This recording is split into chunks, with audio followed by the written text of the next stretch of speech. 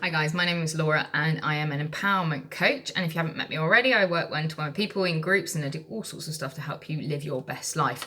And I'm going to talk to you today about 7 stages of a traumatic relationship. And the reason I want to talk to you about this today is because I am launching a course called Conscious that's going to help you to have happy and ideal relationships with a loving and high value person.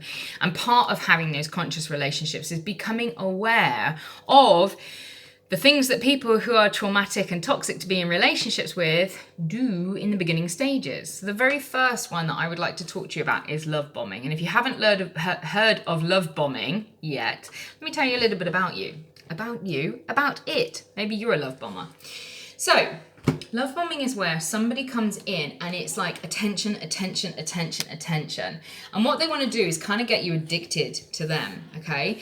They will be overly flirty, overly nice, overly kind. They will be very, very like intoxicating. It's love bombing.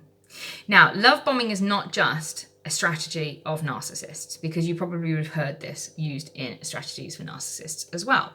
I'd also like to talk about people who have anxious attachment styles, who have like ADHD, for instance, people who've just had traumatic childhoods in general. People can get really excited sometimes about meeting somebody, talking to somebody new, and before they know it, they've been texting the person all day. And particularly for people who've got ADHD, they will be just loving their own dopamine bursts off of all the messages, and that can look a lot like love bombing as well. So love bombing in itself does not necessarily mean that that person is like a narcissist or that they are going to follow all of these traumatic stages in a relationship, but it is something to be aware of, and this is why boundaries are really important when dating or when having a relationship in general, okay? So the first one is love bombing. The second one is finding a way to make that person trust and depend on you, okay?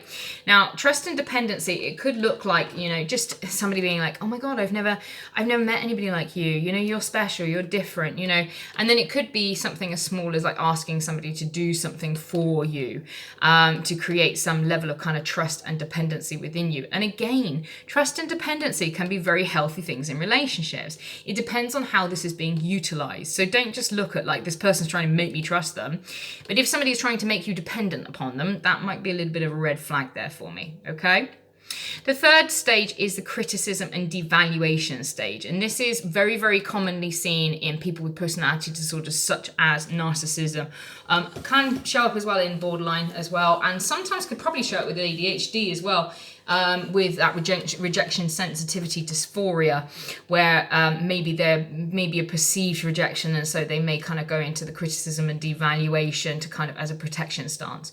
But again, you need to look at these stages as a whole. You can't look at these things as individual things, independent things, because if you do and you try and pathologize somebody, you're probably going to end up with an incorrect view of who that human being is, okay? So look at it from a full perspective and try not to diagnose people that you're dating. I know, really tough. Use these things as ways to help yourself to stay out of traumatic relationships, and also to stop you being the toxic one, because you might just be the toxic one, okay? Just saying. So, criticism, devaluation. You've gone through the process of love bombing this person. You've created a dependency on you that nobody will ever love them like you will love them. And then suddenly you're like, you're a dick. I can't fucking stand you. You're the worst human being I've ever met. And this becomes the heady fall from grace. This heady fall from the very high podium that you've put this person on, or that they've put you upon. And that in itself can feel very terrifying if you've been through love bombing and you've created trust and dependency with somebody, because at the beginning of a toxic relationship, it was so good and they were so nice to you, and what happened? Wow, that's how they get you hooked.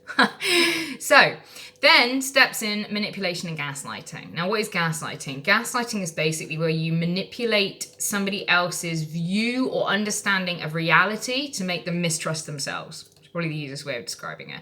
So it could be that, I come and bring myself a glass of water. This is a very obvious way of doing it, but a lot of the time it's done much more surreptitiously than that. I might go and get myself a glass of water, put it down, and then, if I was trying to gaslight somebody into mistrusting themselves, I could take that glass of water away, throw it down the sink, dry the cup up, put it back in the cupboard, and then when they come in, be like, did you see me get a glass of water? No, you didn't get a glass of water. and you destabilize that sense of reality for that human being so that they kind of lose faith in themselves. And then again, it can feed back into that dependency on the other person.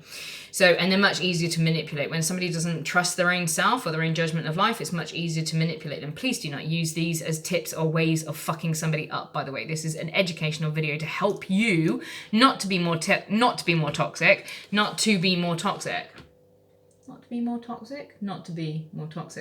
English language, that works. That's fucked up. So the other thing would be kind of like, manipulations, like manipulating people into things like, if you love me, you would. Yeah, if you love me, you would. Anybody that starts a sentence like that, run. Okay. Then you may find resignation and giving up. That is our fifth one. Somewhere. I've lost count. So resignation and giving up is kind of like this feeling like, this is often when people say like, oh, you're never going to find anybody better than me. Or they do this time game where it's like, but we've been together for so long. It would be silly to leave this now. And it's like, no, if it's about a relationship, leave it. It doesn't matter how long the relationship's been. It doesn't matter how much you've invested, how much money, this false idea of investing into a relationship that makes people stay. And that creates that resignation and giving up. Then the sixth one is loss of self. So this is real enmeshment, real codependency, where you two become a we. And it's just we.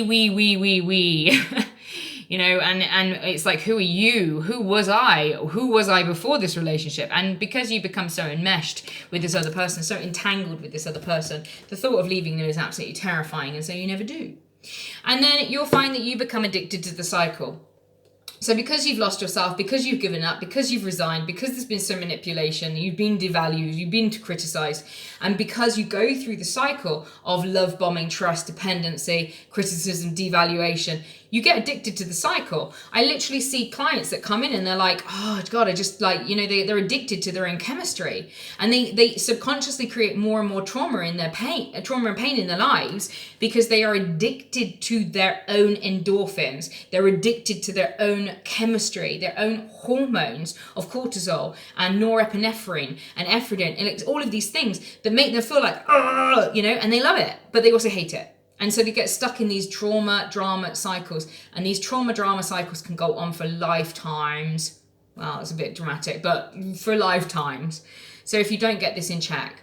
So the 7 stages of a traumatic relationship is love bombing, trust and dependency, criticism and devaluation, manipulation and gaslighting, resignation and giving up, loss of self, and addiction to the cycle. And if you find yourself repeatedly having traumatic relationships over and over again, swapping out one guy for another guy or one woman for another woman, and they've just got different faces but the same behaviors, you're probably addicted to your own trauma drama cycle. You need to work on yourself because you, my darling, are the common denominator.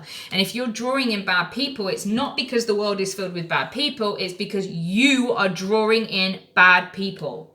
Call you out on your shit. Okay, if you would like to learn how to have an ideal and happy relationship, I'm starting a course in May called Conscious that's going to help you to fix this stuff, become aware of your own trauma, become aware of your own drama cycles, become aware of your bad behaviors, fix them, heal your childhood trauma, and then go forward into having a conscious relationship with somebody who's actually worth having a relationship with. If you're interested in that, you can leave me a comment below. Please like and subscribe this video. It helps me massively with the YouTube algorithm, and I love you very much. If you don't know me already, my name's Laura and I would love to help you to have a happier life. Take care. Bye-bye.